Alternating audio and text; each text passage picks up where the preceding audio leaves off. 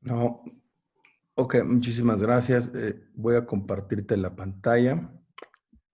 Perfecto, pues vamos agradezco la invitación, como siempre, tan gentil por participar en este webinar en cuestión sobre los avances en el tratamiento quirúrgico específicamente del osteosarcoma infantil. Los objetivos de esta charla pues va a ser hablar un poquito sobre lo que es la historia, la definición de lo que es el osteosarcoma, la clasificación, que muchas veces ahí nos topamos en cuestión de cuáles pacientes nos va a ir bien y cuáles no, la evolución en cuestión del tratamiento quirúrgico y al final vamos a tocar algo sobre, muy rápido, sobre la experiencia de, el manejo de los sarcoma infantil en el Instituto Nacional de Pediatría. ¿Ok? Con el vendimiento de la quimioterapia, como todos saben, a partir de 1970, la supervivencia en cuestión con el osteosarcoma, tanto en la población adulta como en la población pediátrica, bueno, pues no logró su fin porque se utilizaba la quimioterapia, que era la quimioterapia neoadyuvante. Entonces, casi todos los pacientes que entraban en el tratamiento con quimioterapia, el 80-90% recaían con las metástasis pulmonares y a veces habían el skip lesion que le llaman el 5%, y la supervivencia con los manejos en aquel entonces pues era del 20%. Entonces, si logran ver, a partir de ahí empieza el auge en cuestión sobre el manejo y el tratamiento de los tumores que más adelantito vamos a mencionar.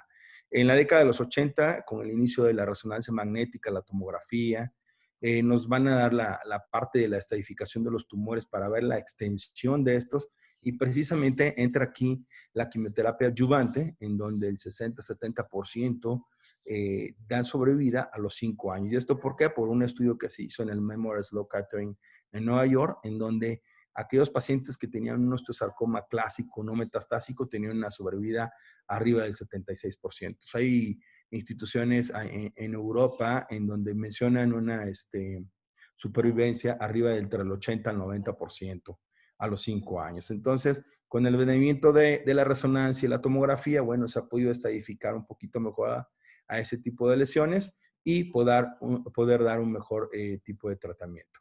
En cuestión de la historia, bueno, el término de sarcoma fue introducido por el cirujano inglés Joab y deriva de las raíces griegas que significa excrescencia carnosa. Esto fue en 1804. Si logran ver, posterior a esto, en 1805, un año después, el cirujano personal de Napoleón, en este caso el francés Alexis Boyer, bueno, dio por primera vez el término osteosarcoma.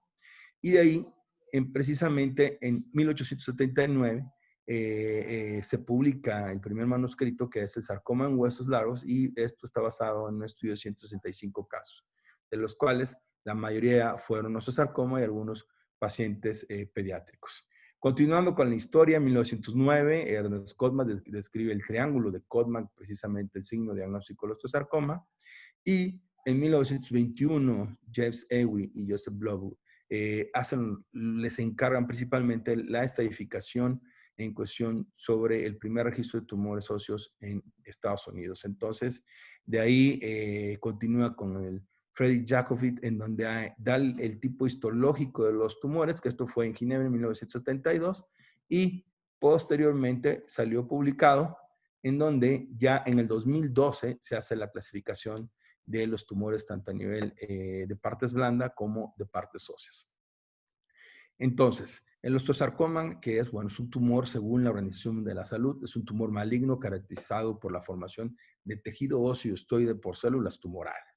Pero no nada más es un solo tejido, sino es un grupo heterogéneo de neoplasias malignas que precisamente son de origen mesenquimatoso, de células fosiformes y que producen un hueso inmaduro denominado osteoide. Entonces, este se encuentra principalmente en los huesos largos, tanto en la población, que ahorita vamos a ver, adulta como en la pediátrica, y tomando en cuenta la distribución, si logran ver en los porcentajes de edades, de 11 a 20, bueno, ocupa el 5.6% de todas las neoplasias malignas, en la edad pediátrica entre el 15 al 20%, y dentro de los 2 a 3 casos por millón de habitantes. En 2013 ocupaba el 74% de los tumores óseos malignos en la Ciudad de México. Entonces, predilección de la raza negra, de ahí continuó con la parte hispana y la parte blanca.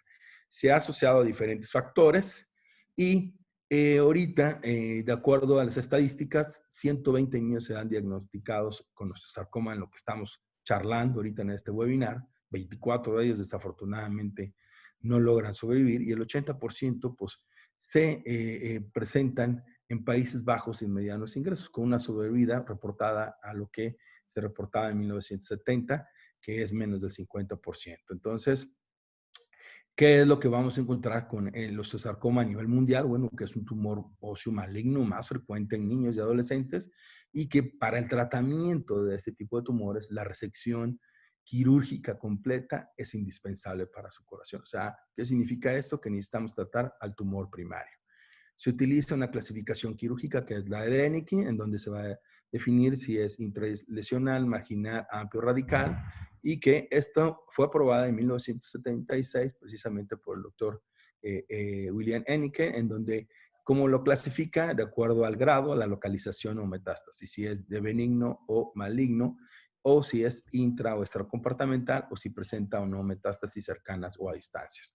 Y esto vamos a ver que vamos a tener diferentes estadios 1A, 1B, 2A, 2B, grado 1, grado 2, intra o extra, y si tiene o no metástasis. Entonces, esa es la clasificación que nosotros manejamos ahí en el instituto para el manejo del osteosarcoma infantil.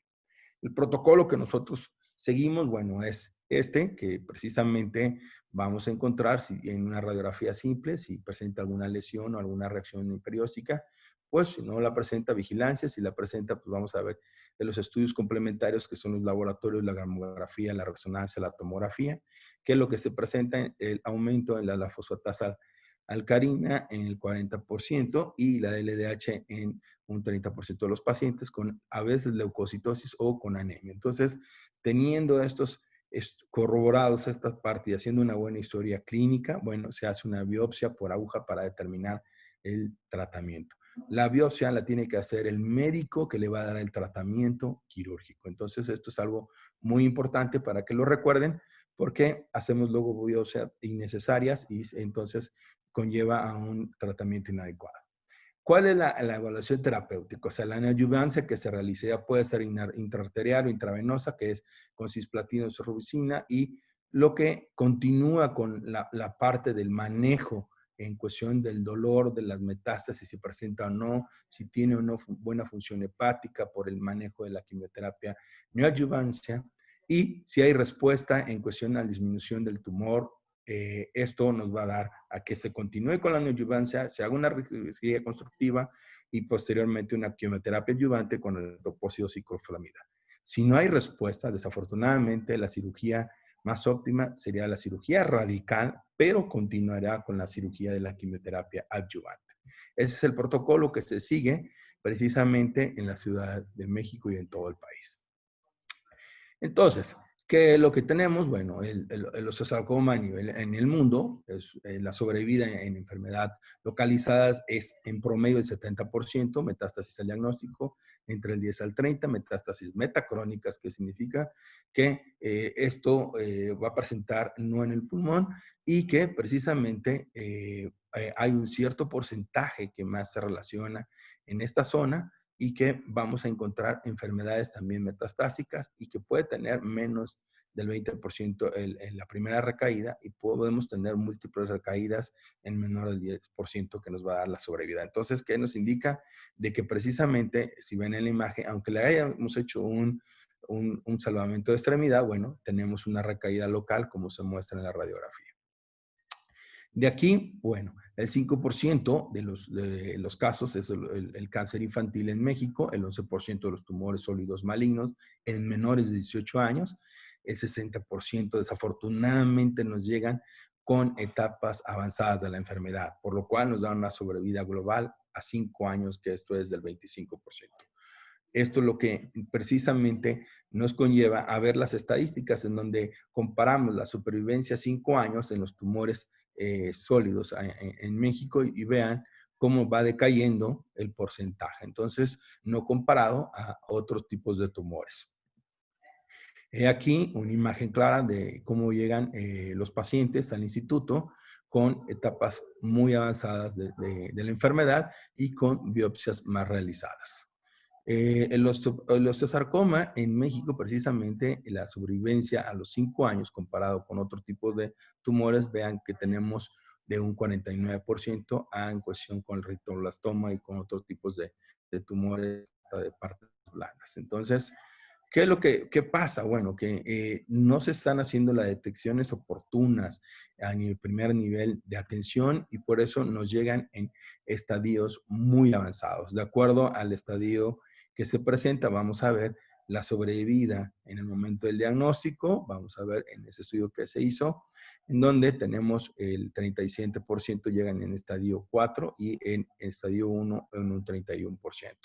Entonces, no queremos que nuestros pacientes nos lleguen así, desgraciadamente, a veces, pues en hospitales como son el Instituto Nacional de Pediatría, el Federico Gómez, son hospitales de referencia también a nivel mundial, bueno, pues nos llegan pacientes que no les dan un buen diagnóstico, desafortunadamente llegan en etapas muy tardías. La supervivencia a los 5 años por estadio también es igual, se correlaciona de acuerdo al grado y al número de meses. Entonces, ¿qué es lo que pasa? Que la sobrevida global a los 5 años por el año del diagnóstico, en este estudio que se hizo en el 2006-2015, bueno, sigue disminuyendo. Entonces, ¿qué es lo que va a pasar con esto? De que la causa de muerte en 9,475 con cáncer, bueno, es porque precisamente es la progresión de la enfermedad. ¿Esto qué significa? El 34% no en sí las infecciones, ni las enfermedades respiratorias, ni cardiovasculares, ni digestivas, sino por la progresión de la enfermedad. Aquí, ¿qué es lo que va a pasar? Bueno, de que tomando en cuenta ahora en ese punto de la clasificación, vamos a tener ese tipo de sarcoma, que va a ser el central o periférico o intramedular, que es el 95% que nos llegan, o el superficie, que es el 5%. Esto se va a dividir de alto a bajo grado. Si logramos ver, tenemos el 90%, el condroblástico, que es más frecuente, el osteoblástico, perdón, el condroblástico, fibroblástico de células pequeñas, tenemos el de bajo grado, y de ahí tenemos los de superficies que vienen siendo el intracortical o el perióstico. Pero si queremos ver una clasificación mucho más completa en cuestión sobre el osteosarcoma, esta es la que a mí me gusta porque engloba todas las partes, tanto el periférico como el central y el primario secundario que viene de algunas otras patologías. Entonces tenemos a nivel mandibular, a nivel del central de bajo grado, el intercortical, el fibroesteocístico, el telangiectásico, y desafortunadamente hemos publicado en la revista mexicana de ortopedia un osteosarcoma osteoblástico multicéntrico en un paciente de 2 años que precisamente fue metacrónico. Entonces, esto que nos conlleva a que debemos conocer todas las subtipos histológicos de estos sarcomas para nosotros poder dar un tratamiento adecuado. El tratamiento quirúrgico, ¿qué es lo que nos conlleva? Bueno, tenemos 3 tipos de procedimientos, que es la amputación, la plastía de rotación y el salvamento de extremidad. ¿Por qué? Porque son 3 procedimientos que pueden ser de mucha ayuda para el paciente que presenta un osteosarcoma a nivel de alguna extremidad. En este caso, veamos la plastía de rotación, que es la doctora Carol Morris del Johns Hopkins, en donde hace una plastía que más adelante vamos a hablar de ellas. ¿Qué es lo que pasa? Porque muchas veces la pregunta, si tenemos una fractura en terreno patológico puramente dañado, bueno, es una contraindicación de operar a los pacientes definitivamente. Anteriormente sí, actualmente ya no es una contraindicación. Pero ¿por qué se pensaba de que si teníamos una fractura es que la fractura provocaba un hematoma, provocaba diseminación de las células y esto a las articulaciones y tejidos adyacentes y esto aumenta la microvascularización provocando precisamente mayor diseminación de la enfermedad?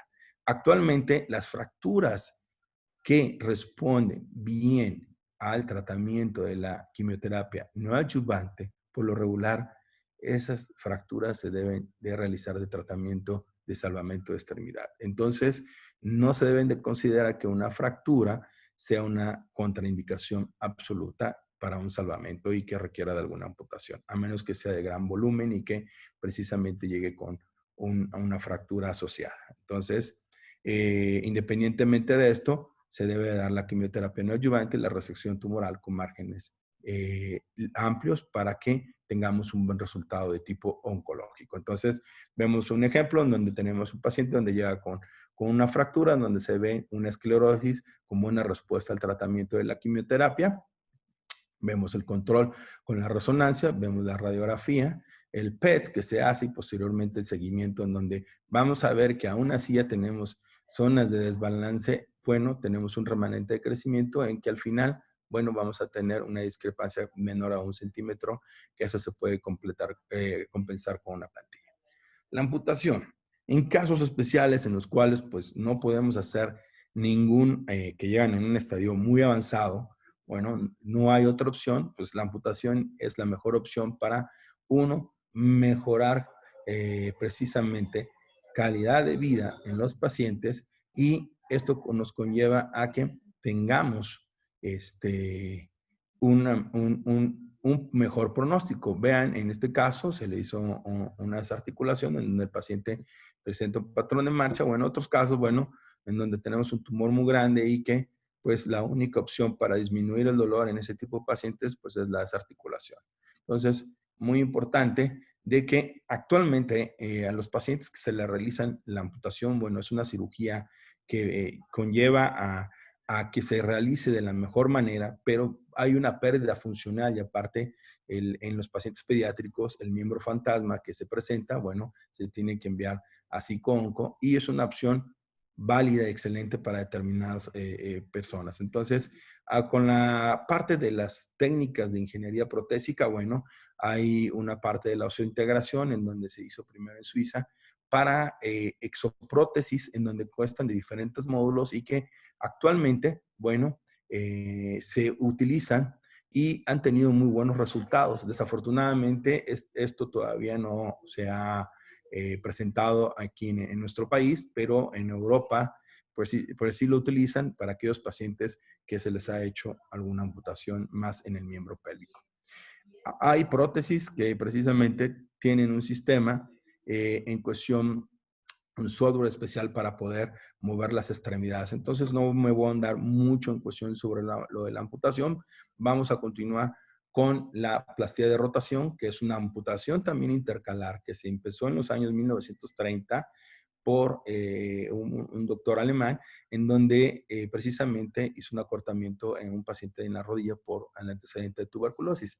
Aquí se popularizó posteriormente por el doctor Gold y Van Ness en 1932 y 1950 para los tratamientos de deficiencia focal femoral.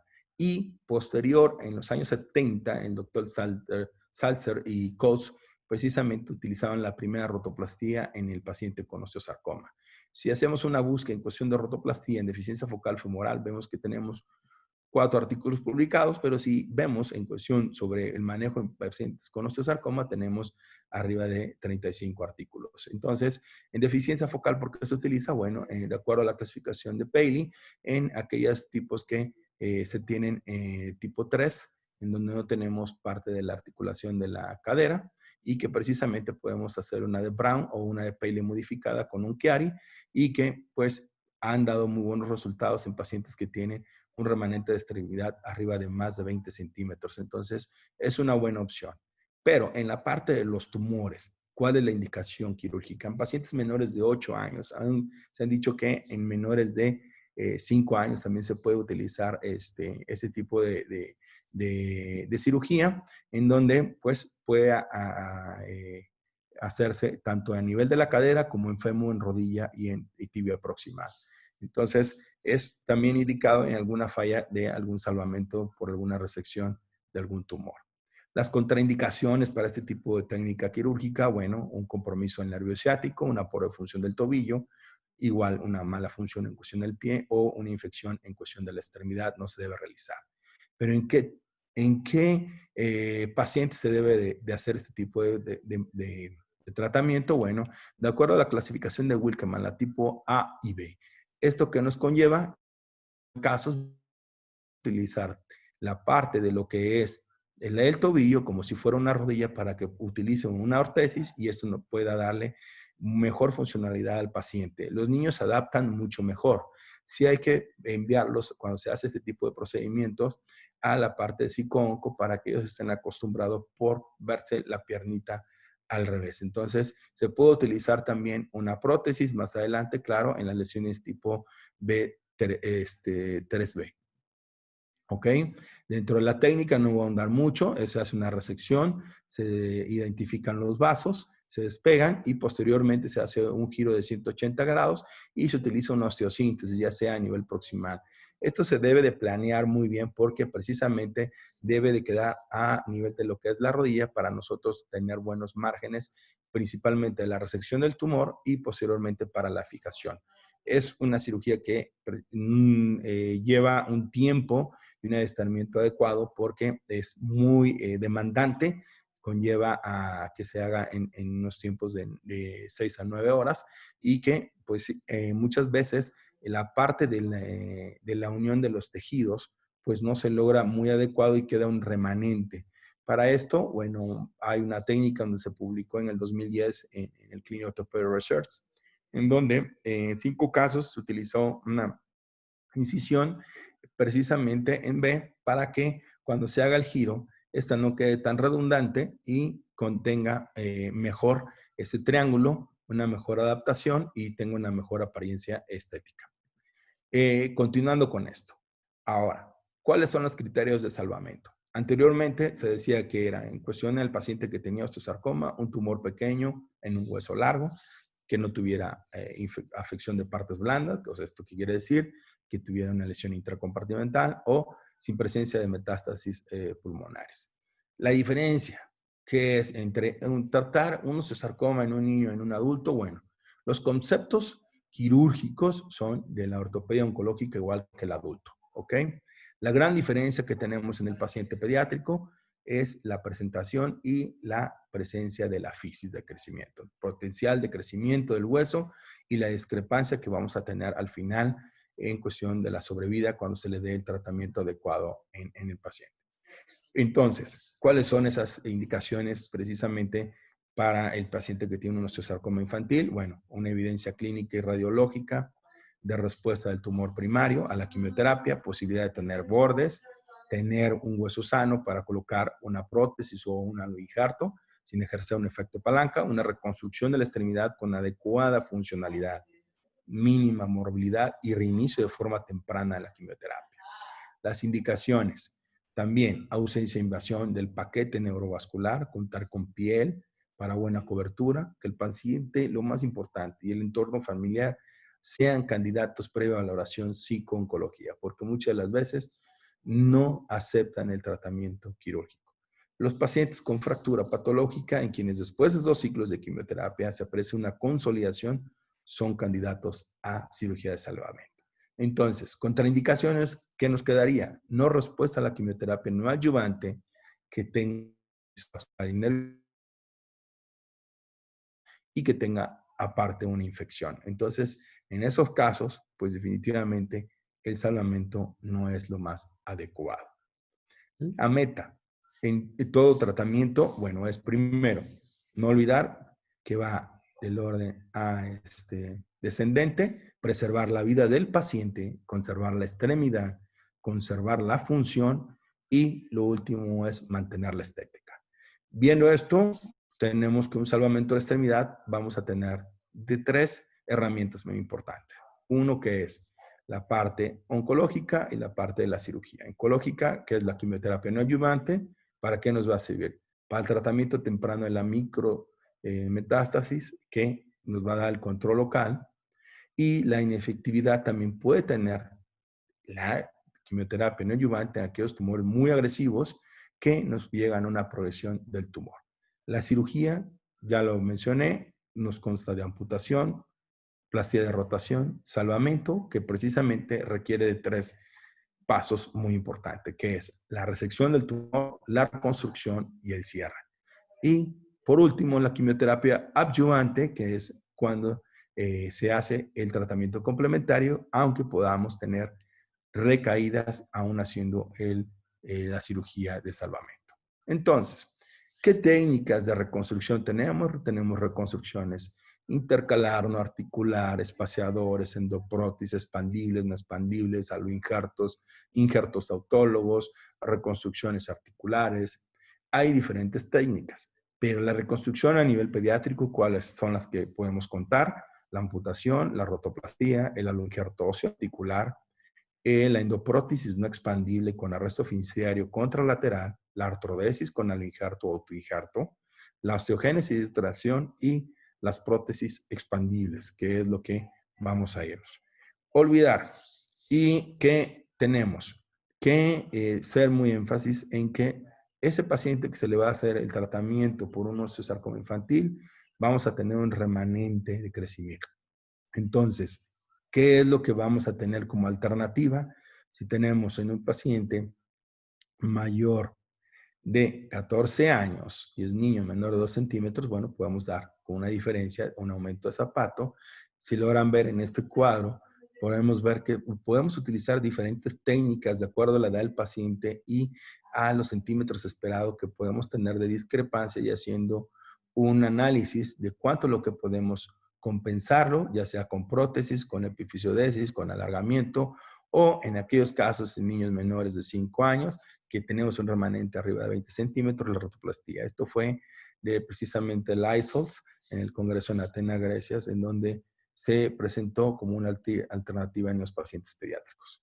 Pero iniciando con la evolución del tratamiento quirúrgico en cuestión de la prótesis, recordemos que la primera prótesis que se colocó fue la de Moore y Borja en tumor de células gigantes, si logran ver, aquí está la referencia, y que precisamente tuvo muy poco éxito. Después continuaron las endoprótesis expandibles, que estas empezaron a utilizar a finales de los años 70. Scales describe una prótesis expandible para precisamente pacientes pediátricos, en aquellas que tienen una edad de entre 5 y 14 años. Mayores de 14 años, él no recomendaba las prótesis no expandibles. Si logramos ver, las subdividió de la primera generación, segunda generación y tercera generación. La de primera generación era aquella que tenía unos balines y que se iban colocando y esto iba haciendo un sistema que tenía esa prótesis que iba distrayéndola para que precisamente se fuera alargando a nivel del fémur distal. Y la de esta misma de primera generación era como de si fueran collares en donde se iban ensamblando y que se iban aumentando para que precisamente fuera la distracción, y la de segunda generación era como un tornillo que iba desanclando. Con esto nos iba dando la distracción. Entonces, si logran ver en esta imagen, tenemos las de primera generación, que fue en el 76, tenemos las del 82, las de 1988, que es la Sequoia, y la última, que es la mínima invasiva, que es como si fuera una cuerda sin fin, en donde se le va con un desarmador y precisamente va dando la distracción adecuada. Entonces, las de primera generación colocaron muy pocas, fueron creo que nada más como 4, y de ahí continuaron con las de tercera generación, pasando por la segunda, que son las prótesis expandibles, donde utilizan un campo magnético con un detector que se ponía a nivel subcutáneo, se ponía y por 4 minutos lo daba el alargamiento de 1 milímetro por día. Entonces, ¿qué es lo que se empezó con esto? Que era la Mutars.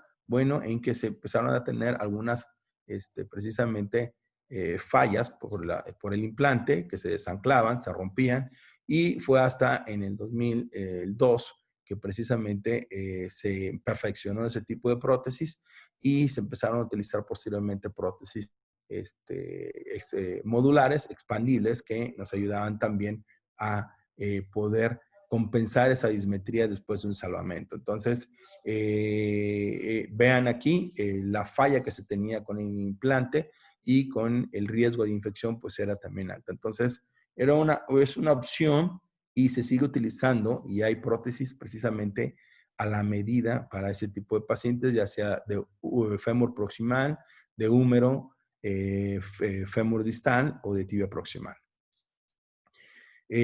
Sí ha habido publicaciones en cuestión sobre las complicaciones. La Repif expandible es una de ellas en donde precisamente hace una revisión y vean el seguimiento que se tiene, el número de pacientes con el porcentaje de éxito también que mencionan de acuerdo a la escala de la Sociedad de Músculos Esqueléticos Internacional. Entonces, hay otro tipo de prótesis que se pueden hacer a la medida y que si logran ver, este fue un webinar que dio un médico de Inglaterra, en donde precisamente coloca una prótesis en donde hace, nada más deja la parte superior de lo que es el cartílago, pero si logran ver en la radiografía no vemos esa zona que se ha osificado y es un paciente de 6 años y logran ver a los 7 años cómo hay un crecimiento de esa zona. Entonces hay que pensar en esto antes de hacer algún tratamiento quirúrgico. Lo más reciente fue en el 2014 que el doctor Marco Manfrini, en un paciente de 17 meses por una patología, por un tumor a nivel de la cadera, bueno, colocó una prótesis, y creo que es el reporte mucho más en el paciente pediátrico más pequeño que ha habido a nivel internacional. Las endoprótesis que nosotros utilizamos en un inicio en el instituto, pues han sido endoprótesis muy pesadas y logran ver en este parte en donde tenían en la parte inferior un tornillo, así íbamos haciendo distracción, eran endoprótesis que se colocaban a la medida, bajo presión, y que precisamente en aquel entonces, bueno, tenían buenos resultados. Posteriormente se hizo un cambio de ese tipo de endoprótesis, era una prótesis tipo mexicana que la hacían en un lugar que muchas veces, si no se planeaban, teníamos errores y teníamos que cerrar al paciente porque o quedaba muy larga o los márgenes no nos quedaban bien. Entonces, había mucho riesgo de infección al hacer las prótesis a la medida. Entonces, a veces hacían osteolisis, pero pues nos daban una sobrevida y posteriormente pensábamos cuando llegaban a la madurez hacer algún recambio. Las prótesis más que estamos utilizando actualmente, bueno, son prótesis que son que precisamente se utilizan con unos pernos de bloqueos que son de titanio y que nos permiten también hacer, mediante un sistema de sin fin, hacer un alargamiento, pero se tiene que meter el paciente para precisamente posteriormente hacer el tratamiento quirúrgico y poder hacer un alargamiento. Entonces, eso requiere de un segundo procedimiento para hacer un alargamiento. Entonces, con este tipo de materiales de titanio, bueno, podemos hacer prótesis a la medida tanto a nivel del codo, a nivel de lo que es el húmero proximal, a nivel de la tibia proximal, prótesis totales, megaprótesis. Entonces, hay un sinfín en el mercado en donde podemos encontrarlas, pero no olvidar que podemos tener complicaciones. Hay a veces que presentan unas metalosis, fallas del implante por carga, porque hay pacientes que precisamente tienen esa actividad, siguen siendo niños y siguen brincando, saltando y podemos tener complicaciones, independientemente de la prótesis, en aquellas que también se hacen rotaciones de colgajo. Entonces, cuando no se tiene buena cobertura, podemos hasta, vean en este caso, a exposición de la prótesis total con un claro fracaso en cuestión de la sobrevida. La técnica del mascalet es una técnica de membrana inducida que precisamente nos produce un tejido rico en cuestión de factores de crecimiento y que consta de 2 etapas. ¿Por qué voy a hablar de ella? Porque precisamente hay varios artículos en donde se ha publicado para el manejo de los tumores óseos a nivel pediátrico. Entonces, se coloca un espaciador, se reseca el tumor, se coloca el espaciador con antibióticos, se deja de 4 a 8 semanas. Posterior a la colocación, posterior a eso se coloca el injerto autólogo. ¿Esto qué quiere decir?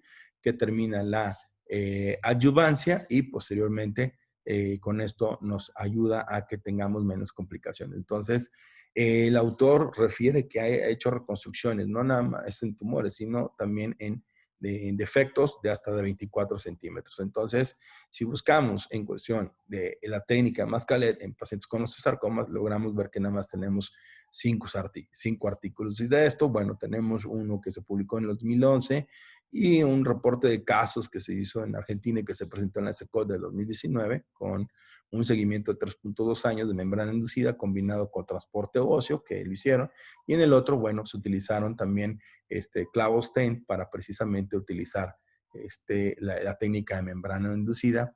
El detalle de esto es que son casos muy especiales en donde están afectados a nivel de la superficie distal de lo que es la pierna, que en este caso es el tobillo. Si logran ver, se le colocó un espaciador y luego se le colocó un clavo con injerto y el resultado pues ha sido bueno. No son muchos los casos, son muy pocos, hay muy pocas publicaciones y un nivel de evidencia 4. Hasta ahorita no ha habido ninguna otra aplicación en cuestión de la técnica de Mascaret. La criocirugía. ¿Qué es la criocirugía? No es algo nuevo, es algo que ya se ha utilizado desde los 70 y que precisamente, ¿qué es lo que nos va a provocar? El cambio brusco de temperatura por una lesión celular directa a menos 40 grados, va a provocar una oclusión, va a producir una apoptosis y se dice que el óxido nitroso nos va a ayudar también a tener una respuesta humoral de tipo anticancerígeno. Entonces, nosotros los empezamos a utilizar a partir del 2010 ahí en el instituto, pero ya desde el 1962 el nitrógeno líquido se ha utilizado para el tratamiento de los tumores. Entonces, esto con un solo ciclo de menos 196 grados, que se deja 20 minutos, ¿esto qué significa? Que se reseca el tumor, se congela, antes se extirpa toda la parte del tumor, se rima bien el canal medular, se coloca en frío y posteriormente se vuelve otra vez a tener el ambiente de 15 minutos y luego con agua destilada por 10 minutos. Esta es una técnica que la hizo el doctor Tsuchiya en Japón, que la empezó a utilizar desde 1999 y que ha tenido muy buenos resultados en los pacientes pediátricos también y en los pacientes adultos. Entonces, a veces utiliza la parte del pedículo. En aquellos casos se tiene que hacer, bueno, osteotomía y vuelve otra vez a recolocar esta zona y que al final, bueno, sabemos que va a tener una artrosis a nivel de la rodilla, pero va a preservar la extremidad que posteriormente se puede hacer algún recambio en alguna prótesis. Entonces, es una técnica muy demandante que requiere estadificar bien al paciente y tener buenos márgenes. Entonces, nosotros llevamos actualmente 3 pacientes. Si logran ver, se hace una resección del tumor, posteriormente se hace la limpieza del tumor, se ambienta con algo que se llama Elefant, posteriormente se mete con nitrógeno, se deja 20 minutos, en ese entonces con otras puntas se hace en el lecho para evitar y dar mejores márgenes, que es la diferencia con el doctor Tsuchiya, y precisamente en el canal, y posteriormente se hace la osteosíntesis y la colocación del injerto. ¿Esto qué significa? Que utilizamos el mismo autoinjerto del paciente para volver a utilizarlo. ¿Qué es lo que se ha reportado en la literatura? Bueno, que tenemos un éxito del 91%, de acuerdo a la escala de la Sociedad Internacional de Salvamento de Extremidad, del 90%, y una unión del 97%. ¿Se puede tener fractura? Claro que sí, no están exentos. Recordemos que es un paciente que requiere de una vigilancia estrecha. Entonces, ¿podemos tener complicaciones con ruptura del implante? Sí. Aún así, utilizando aloinjertos al año podemos tener ruptura también de lo que es tanto la fractura, una unión, como el proceso de ruptura del implante. Entonces, no son muchos, les comento 3 casos, pero que nos han dado muy buen resultado.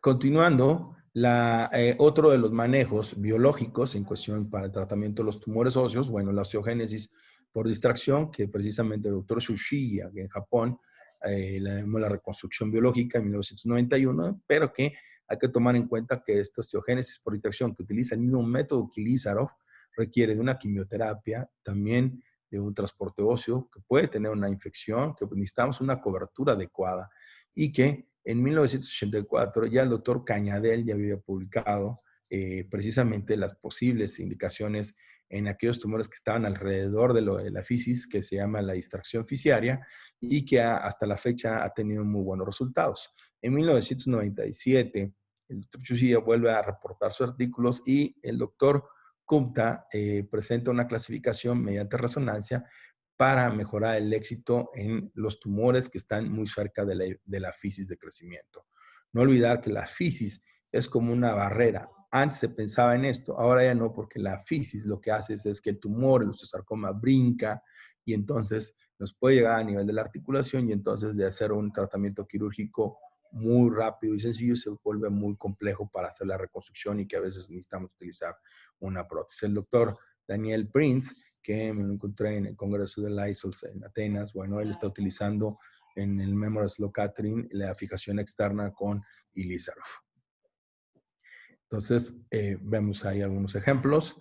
Y hablando un poquito de las reconstrucciones biológicas, voy a mencionarlo el peroné vascularizado, que es una técnica muy demandante, lo utilizan principalmente los plásticos. Odur y Frey en 1974 y 75 hicieron la parte de la microanastomosis en forma experimental y ya la parte en que se ha utilizado a partir de 1975, bueno, es una técnica que se ha modificado y que tiene sus indicaciones específicas, como es precisamente en ciertas patologías de resección tumoral, osteomelitis, una unión persistente, osteonecrosis o de artrosis congénita. Entonces, se ha combinado. El doctor Campana, que precisamente en Italia, él ha utilizado los aloinjartos con peroné vascularizados en los pacientes pediátricos y ha tenido muy buenos resultados. ¿Esto con qué? Para tener una mejor osteoconducción o osteoinducción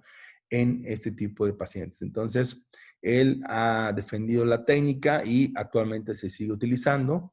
El doctor Marco Manfrini la ha utilizado no nada más en la parte vascularizada de a nivel diaficiario, sino también a nivel proximal, en donde saca toda la parte proximal de la cabeza del peroné. Y veamos aquí el resultado que publicó en el Lancet 2003. No son muchos casos publicados, pero encontré también otro en donde se utilizó el peroné vascularizado a nivel proximal para un paciente que tenía un tumor y que se alocó con un aloinjarto donde en el 2012 presenta una buena evolución. Entonces, si logran ver, la experiencia que nosotros tenemos con peroné vascularizado ha sido muy poca en el instituto, son 5 casos y principalmente nuestro sarcoma. Si logran ver en este caso, vemos un osteosarcoma diaficiario donde se le hizo la resección, se le puso el injerto, en aquel entonces se contaba con unos clavos, nada más una mala fijación que posteriormente se tuvo que hacer una colocación de un fijador externo. 3 tuvieron una resorción, 2 buena integración y pues nosotros requeríamos de la ayuda de cirugía plástica reconstructiva. Mayor demanda quirúrgica, mayor tiempo quirúrgico, pero yo creo que es una buena opción en ciertos pacientes, en aquellos que podemos utilizar aloinjarto, como es el método de Campana. Vean el seguimiento y la consolidación, aunque logramos ver que tiene que tener precisamente mucho tiempo y a veces tenemos fatiga del material. Continuando con esto, veamos otro en donde no se utiliza el peroné vascularizado, sino se utiliza el peroné no vascularizado en ciertos defectos, en donde se utiliza en la parte central o medular, en aquellos tumores a nivel distal de lo que es la tibia. Vean, hay publicaciones en donde la carga hace que se hipertrofie el peroné y a veces tenemos el peroné no vascularizado junto con el otro, con el peroné, y esto nos ayuda a que tengamos una mejor función. Entonces, es algo muy, muy importante tener esta opción si no sabemos de realizar la técnica. Otro caso en donde tenemos un osteosarcoma a nivel de lo que es el cúbito, se le hizo una resección, se le tomó un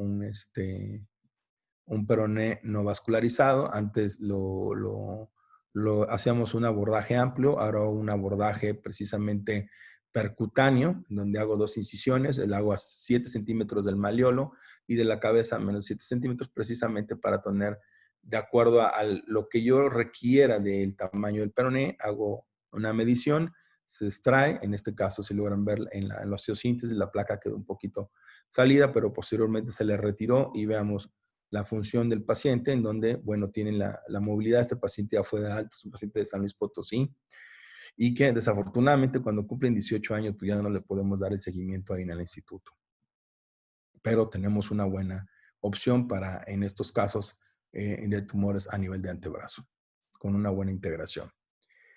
Continuando con esto, vemos también, podemos utilizar no nada más parte diaficiaria, sino la parte proximal del peroné. Vean este caso, tenemos ahí en un osteosarcoma de lo que es el, el olecrano, en donde se hizo osteosíntesis, se colocó con reinserción de lo que es el aparato del tríceps.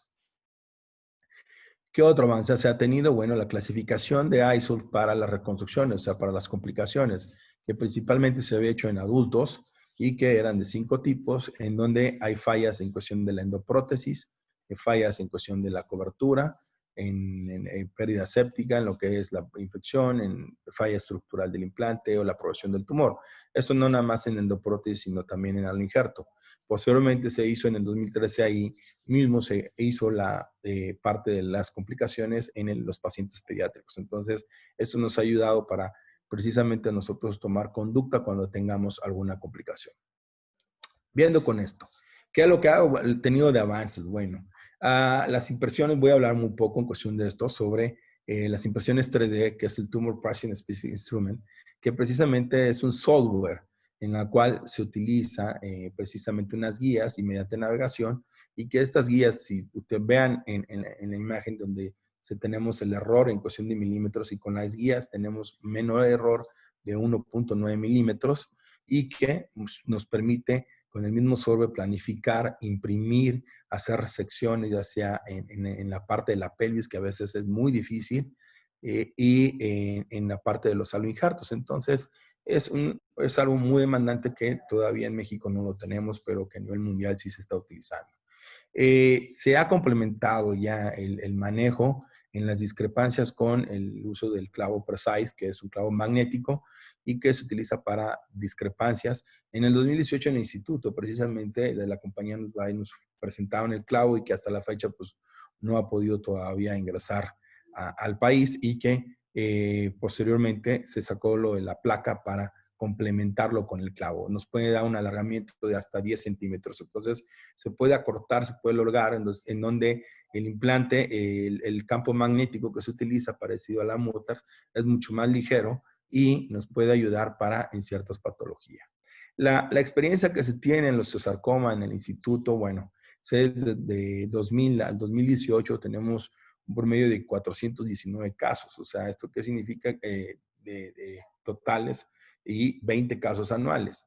¿Cuál fue la localización del tumor primario? Bueno, fémur distal sigue siendo el rey, de ahí la tibia proximal, el húmero proximal, el tipo histológico es el osteosarcoma osteoblástico, igual que lo reportado en la literatura mundial. Tenemos el condroblástico en un 25%, y dentro de estos, la metástasis que se presenta en el diagnóstico es del 20%. Tenemos micrometástasis, sin olvidar la edad media de 11 años, y el salvamento o la sobrevida que se tiene es del 70%. Entonces, pueden presentar metástasis durante el tratamiento, la vigilancia, sí, en el 80% de los casos. Entonces, ¿esto qué significa? Que tenemos algo muy importante: el tiempo entre los síntomas y el diagnóstico es más o menos el promedio de 5 meses. El tiempo más prolongado nos puede llevar a que el paciente, presente o que no se refiere o que se tenga la sospecha a nivel del tercer nivel, busque el nivel de atención. ¿Por qué? Porque precisamente anda buscando y no les dan un diagnóstico oportuno, o hasta que se confirme el diagnóstico, se le da el tratamiento. Bueno, precisamente son tratamientos ya muy tardíos y no rescatables. Actualmente, el paciente que presenta un osteosarcoma, a nivel mundial, el mayor porcentaje es de salvamento. Viendo en esto los avances, quise hacer un resumen. Bueno, tenemos aquí desde 1970 con la quimioterapia, la rotoplastía, en 1976 la clasificación de Eniken, en los 80 iniciando con los aloinjertos, la osteogénesis de distracción, las primeras prótesis expandibles, la osteogénesis por distracción en el 91, la prótesis Nutar, el método de Campana, que fue en 1993, las prótesis expandibles de tercera generación a partir del 96, la criocirugía ya utilizándola junto con la osteointegración de la exosoprótesis en el 99, y la ampliación de las prótesis modulares, junto con la técnica de Masquelet que se reportó, y la electroporación, que es un sistema para las metástasis, que precisamente que es como un chaleco, que en el país nada más lo tiene el ABC y el Instituto Nacional de Pediatría, y las reconstrucciones y la clasificación para las complicaciones en cuestión en el 2013 que se les acaba de mencionar. Y a partir del 2014 en adelante, bueno, ya se presenta lo que es las impresiones 3D y lo del Precise, que precisamente la están utilizando mucho en el Risoli para aquellos acortamientos y que les ha ayudado bastante y que, bueno, es el boom actualmente en cuestión sobre la parte de los alargamientos.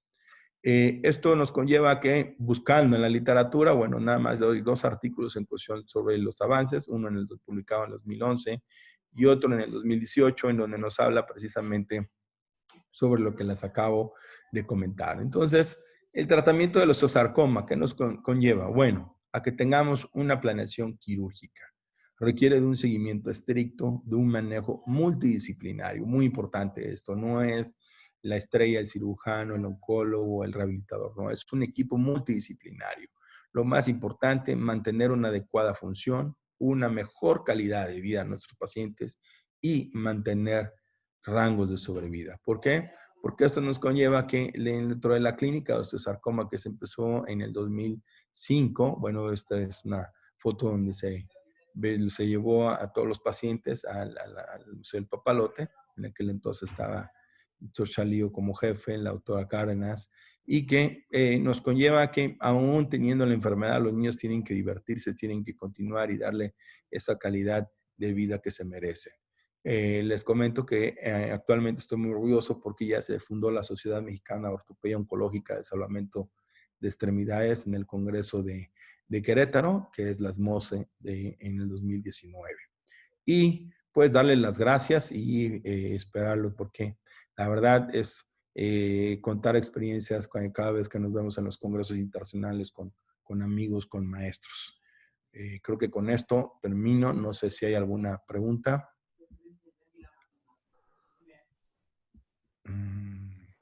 Voy a salir de la presentación. Okay.